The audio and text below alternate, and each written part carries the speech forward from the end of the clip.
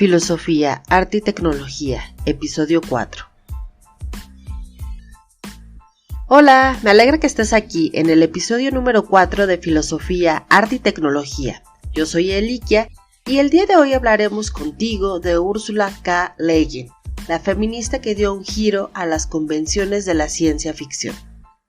En los episodios pasados platicaba contigo acerca de la filosofía y de las aportaciones que a mí en particular me interesaban de Sócrates, Platón y Aristóteles, quienes sentaron las bases de muchos conocimientos que hasta el día de hoy siguen vigentes, particularmente aquellos relacionados con la comprensión y estructura del arte clásico en el mundo occidental.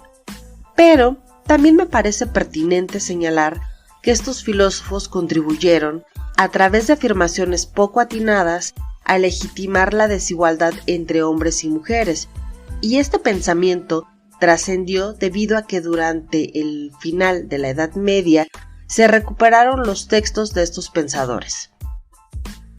Por ejemplo, Platón en su libro La República señalaba que la mujer era perfectamente capaz de ejecutar tanto actividades físicas como mentales, al igual que los hombres, que le parecía bien que las mujeres trataran de imitar al hombre, pero menospreciaba la idea de que un hombre desarrollara comportamientos semejantes al femenino. Por su parte, Aristóteles en su texto La Política afirmaba la inferioridad de las mujeres, porque él consideraba que no eran capaces de reproducir a la especie, porque eran los hombres quienes en su pensamiento engendraban a los hijos. Además de que justificaba la desigualdad de género, relacionándola con la desigualdad de clases. Él decía que el macho era por naturaleza superior y la hembra inferior. Uno gobernaba y la otra es gobernada. Este principio de necesidad se extendía a toda la humanidad. Esto en su libro La Política. Identificamos entonces solo un pequeño atisbo de las múltiples ideas que surgieron en torno a la mujer y cómo históricamente se les había impuesto un papel secundario, razón por la cual muchas de ellas han sido suprimidas de la historia. Sin embargo, actualmente es posible encontrar evidencias de muchas mujeres que en el pasado lograron resistir al silencio y que hoy en día han destacado tremendamente por el alcance de sus creaciones e investigaciones. El día de hoy nos acompaña Sandra Machuca para contarnos acerca de Ursula K. Le Guin. Hola Sandra, bienvenida. ¿Te gustaría presentarte? Hola, ¿qué tal? ¿Cómo están? Yo soy Sandra Machuca. Me encuentran en redes como Cronopio del Bosque. Y muchísimas gracias por la invitación. Me encanta el tema. Coincido contigo que sí, la historia está marcada prácticamente y contada por hombres, y la verdad es que hay muchas mujeres en todos los ámbitos, en la escritura, en las ciencias, en la literatura, en las artes, que no se ha reconocido su participación. Incluso encontramos muchos casos de mujeres que, en el caso de la escritura, que es donde estoy como más relacionada, pues tuvieron que publicar con seudónimos, porque si no, no podrían realizar ese trabajo de publicación. Entonces, pues yo encantada de participar aquí, y pues muchas gracias. Les voy a platicar un poco de una autora que me gusta mucho. Ella se llama Ursula K. Le Guin. Es una escritora de ciencia ficción, y no hay muchas mujeres que hacen ciencia ficción, o sea, sí narrativa, pero no tal cual ficción. Lo increíble de Úrsula es que es feminista, y en todas sus narrativas siempre lleva esta bandera, este estandarte en todas sus lecturas. Hay una teoría que me gusta mucho y que va muy ad hoc con el tema. Esta teoría se llama la teoría de la bolsa del transporte de la ficción, y está basada, esto la desarrolla Úrsula, pero la basa en una teoría que desarrolla Elizabeth Fisher, y ella la llama la teoría de la bolsa del transporte de la evolución humana. ¿Y de qué va esta teoría? Les voy a platicar. El análisis de los tiempos desde el Paleolítico y desde el Neolítico, donde se cuenta que nada más hay como conocimiento de que en esa época estaban los hombres como cazadores. O sea, es todo lo que sabemos. Antes de convertirnos en hombres, desde que estaba como la evolución, desde el mono, pues el mono no se alimentaba de carne, ¿no? Se alimentaba de semillas, se alimentaba de vegetales y hasta mucho después se alimenta ya con carne de otros animales. Entonces dicen que realmente esta teoría lo que plantea es que antes de que el hombre tuviera ese protagonismo en la historia, pues eran las mujeres las recolectoras de semillas, de vegetales. Lo importante de la teoría es que no se le da esa importancia que tuvo la mujer muchísimo antes de que se reconociera que los hombres eran los cazadores. Y aquí dos cosas. Se dice que culturalmente el primer objeto y más importante que se creó en la historia es un contenedor, porque de nada serviría ir por semillas que nada más te caben en la mano, comértelas y llegar a tu casa con las manos vacías, porque no sabes si mañana va a nevar, mañana va a llover y necesitas tener alimento para el siguiente día. Entonces, ese contenedor que era tan necesario, no se le reconoce. Y es un contenedor que portaba la mujer, que era la recolectora. Al mismo tiempo, al recolectar las semillas y los vegetales, pues los llevaba a casa, que la casa es otro contenedor, pero más grande, donde contiene a la familia, y que esta casa al mismo tiempo está contenida dentro de una sociedad, y vamos así como de lo pequeño a lo grande. Pero realmente desde ahí surge la importancia del contenedor antes de que existieran los cazadores. Pero lo que aquí argumenta Úrsula es que, bueno, ¿a quién le va a importar la historia de hoy fui a la pradera y me encontré 3 vainas de avena y tomé una, tomé otra, regresé, me dio el sol, caminé? O sea, no es un relato que a nadie le interese realmente. Entonces, ¿qué pasa, no? Es más importante y emocionante un relato en el que se diga: y fueron 2 hombres y enfrentaron al mamut, y entonces uno fue atacado por el mamut, fue aplastado por él y le cayó encima y salió muchísima sangre, pero el otro agarró su lanza y le apuntó al ojo. Entonces aquí ya hay una historia, hay un relato. Ese relato tiene un héroe, y ese héroe es el hombre, y es así como se ha contado la historia. Quizá no lo habíamos visto desde ese punto de vista, pero tiene razón, ¿no? En el sentido de pensar cómo inicia la historia, pues a partir de los relatos de las guerras púnicas, las guerras médicas. Entonces me parece muy interesante esta teoría que nos comentas, porque, o sea, como que la tendencia es a observar las cosas que se magnifican, las cosas que se gestan a gran escala, y parecería que el hombre siempre ha tenido esta atracción por la violencia, por la sangre, por tener actividades donde se muestre la valentía, la fuerza y el heroísmo. Pero también me parece muy interesante esta teoría en el sentido de que trata de observar lo micro, y que nos damos cuenta que la posibilidad de mantener y reproducir la vida pues también está en manos de las mujeres, donde si no se tiene lo necesario para mantener la vida, como la alimentación, pues difícilmente hubiese podido haber una evolución, un desarrollo de la humanidad. Y me parece también muy interesante pensar que las mujeres pues fueron las primeras tejedoras de cestas. También ellas tuvieron esta participación en la elaboración de las ánforas, de la cerámica. Sí, y fíjate, pues dándole como el giro feminista en el desarrollo de la teoría, ella se cuestiona si todo va relacionado con la violencia y yo como mujer no represento un papel violento, entonces ¿soy parte de la humanidad o no? Es esa parte masculina que dice, sí eres parte de la humanidad, pero como menos, ¿ves? Porque no tienes reconocimiento, porque eres débil, porque no luchas, porque no hay sangre, porque no hay batalla. Y la historia está hecha por héroes. También otro rol que tradicionalmente se ha impuesto a las mujeres es la cuestión de la administración doméstica. Y finalmente, hablar de administración habla sobre la necesidad de desarrollar habilidades mentales, habilidades matemáticas, el poder proyectar, administrar cosas, es decir, tener como todo planificado para que esa cantidad de semillas pues rindieran para toda la comunidad y hubiera siempre un alimento disponible.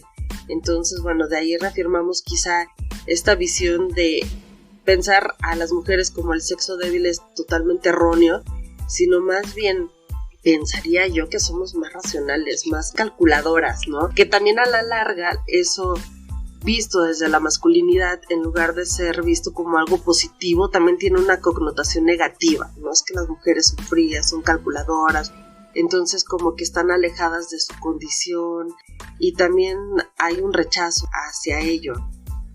Sí, sobre todo por eso, ¿no?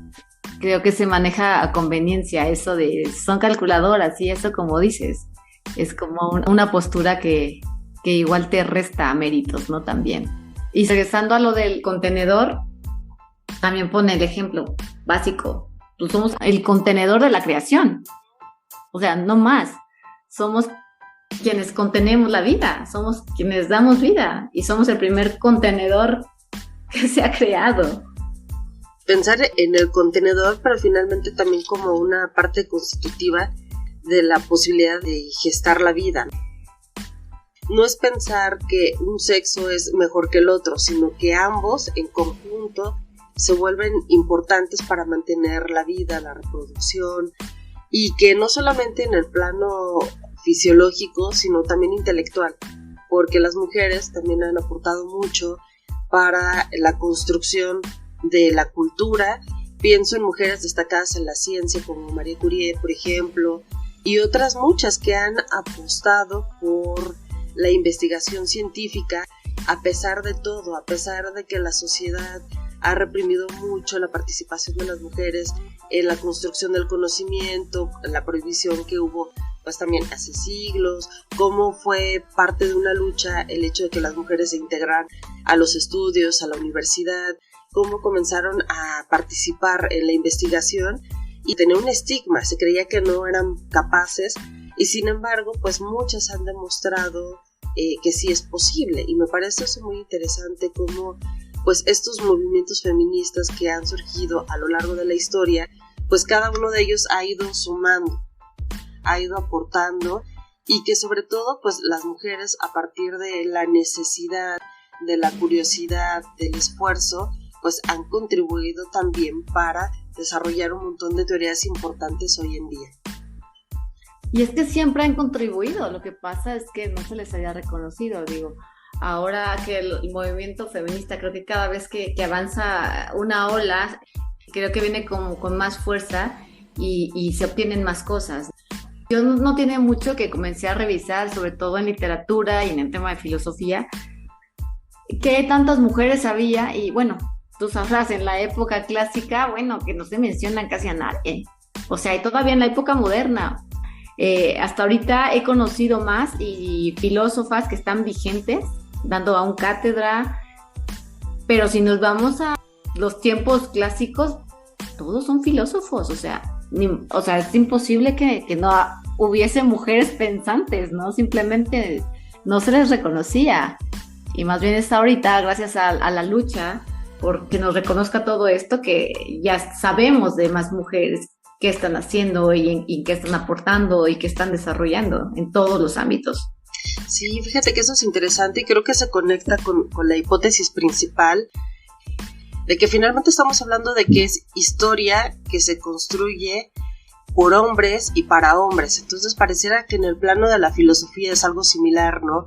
Son hombres que estudian el pensamiento de otros hombres y que han relegado, a pesar de que sí hay evidencias que no han sido muy difundidas, pero existen mujeres como Areta de Cirene, Aspasia de Mileto o Hipatia, que hace unos años filmaron una película donde aparece como un personaje importante en la historia, que es la película de Ágora, pero han existido otras mujeres importantes. El punto es que no ha habido quien estudie, que las rescate, que las vuelva, digamos, presentes, que revisen sus aportaciones, porque, como bien señalabas, ha sucedido muchas veces que han tenido brillantes aportaciones y que ha habido hombres que han usurpado sus investigaciones y que las han presentado con su nombre. Entonces también eso es algo muy común, porque se creía que si presentaban ellas bajo su nombre estas teorías o estas creaciones pues no se les iba a tomar en cuenta simplemente por haber sido creadas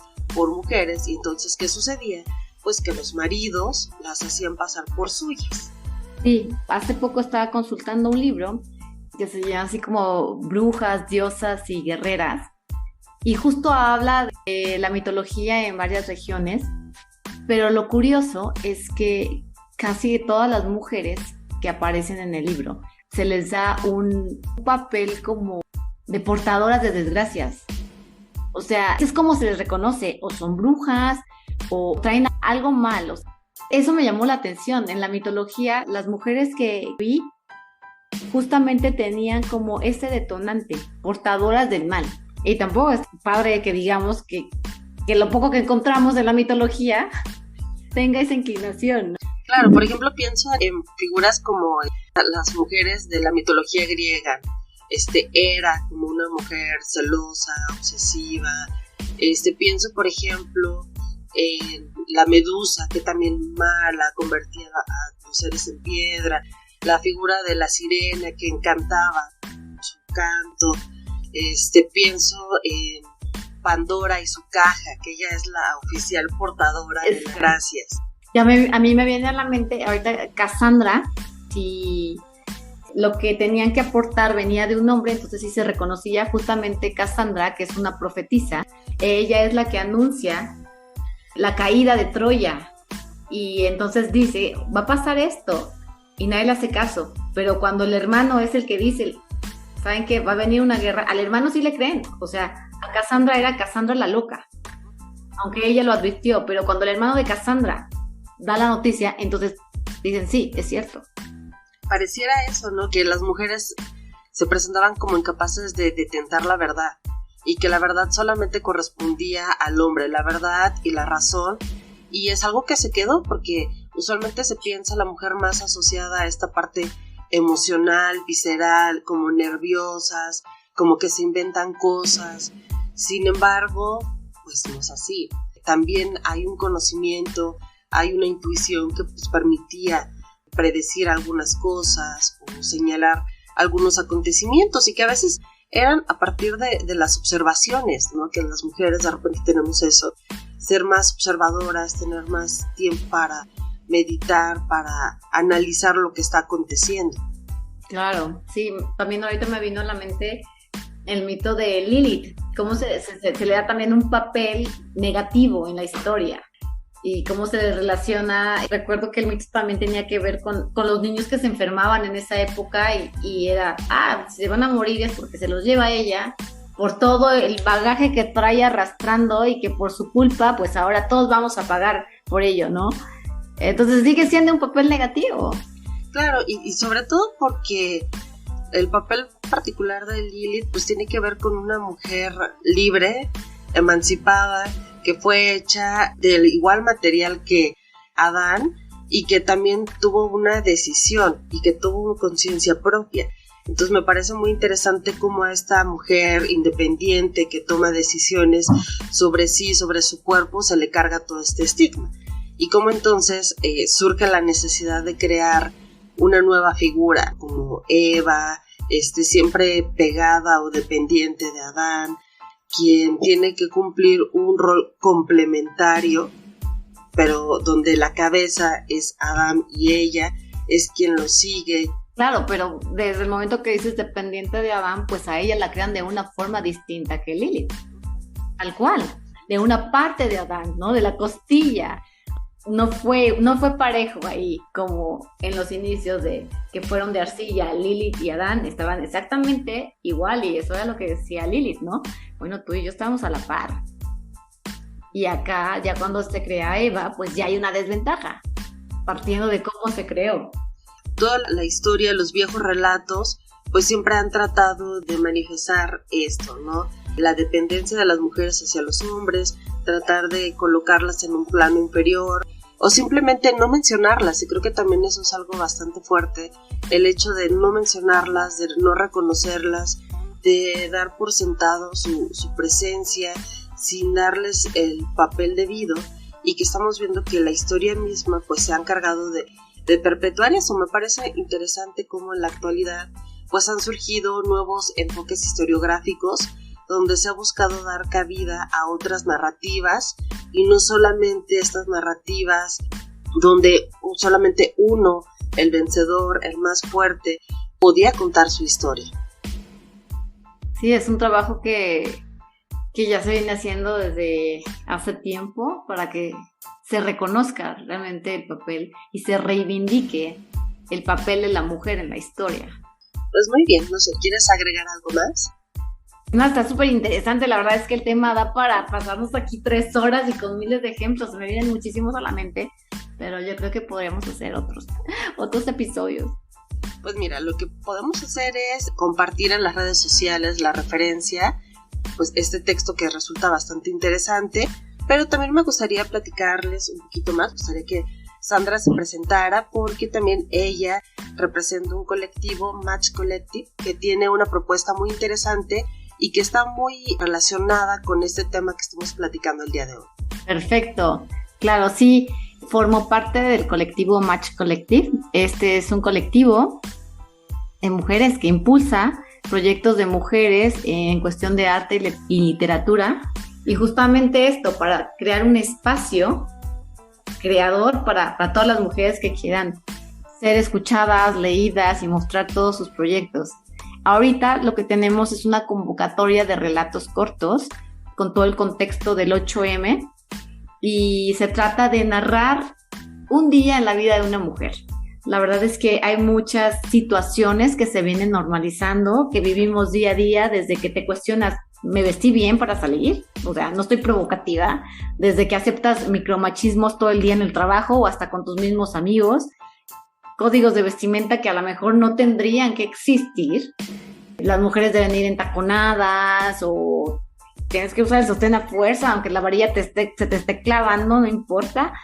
De todos esos tipos de cosas, creo que las vivimos muchas mujeres todo el tiempo. El miedo de salir solas, el miedo de regresar en la noche, el estar como alerta todo el tiempo si se acerca un coche, si baja la velocidad, y todo eso se ha normalizado y hemos aprendido a vivir así, pero no debería ser así. Entonces yo creo que si hacemos el ejercicio de repasar realmente cómo es un día y a qué nos enfrentamos, encontraríamos cosas súper interesantes, y de eso va esta convocatoria. Ay, pues está muy padre, porque me parece que muchas veces no somos conscientes de nuestro día a día, que finalmente la dinámica cotidiana, las prisas, no nos permiten detenernos a observar cómo vivimos el día. Tratamos de sobrevivir al día sin pensar cómo fue ese proceso, qué tanto de nuestro día nos trajo una satisfacción, una felicidad, una alegría, qué situaciones se volvieron complicadas, complejas, y que es posible incluso a partir de ahí modificar cosas en nosotras para sentirnos mejor. Entonces, me parece muy interesante esta propuesta. ¿Y cuáles serían las bases de esta convocatoria y dónde podríamos compartir nuestros escritos? Ok, redes sociales, en Instagram, sobre todo, ahí están las bases, justo en la bio está el link del Drive para que lo descarguen. Y bueno, así de manera general, es para mujeres mayores de 18 años, un escrito que va de máximo 5 folios, ya las especificaciones ahí vienen, al correo del colectivo, y la fecha límite para entregarlos es hasta el 30 de abril, y se van a seleccionar los ganadores para que sean publicados en una revista digital. Ah, excelente, eso está muy bien.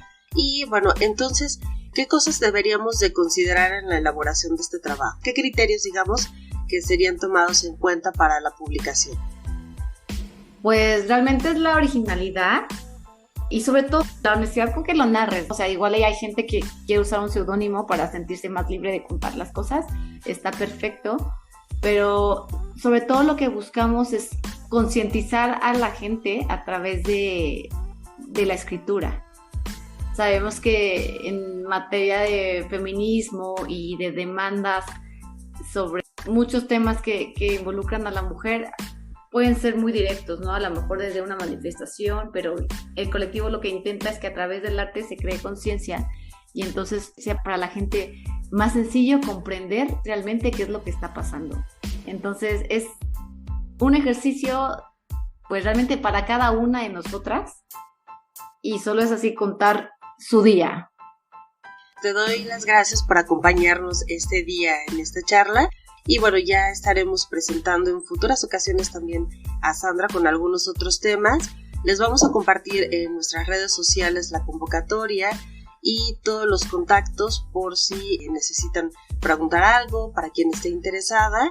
Y bueno, pues les agradezco mucho que estén aquí y durante todo el mes de marzo estaremos presentando temas relacionados con la mujer, con la necesidad de visibilizar sus trabajos. Hablaremos sobre mujeres en la música, la pintura y la ciencia. Nos vemos pronto, Sandra. Abrazos. Abrazo, muchas gracias y nos vemos pronto. Chao.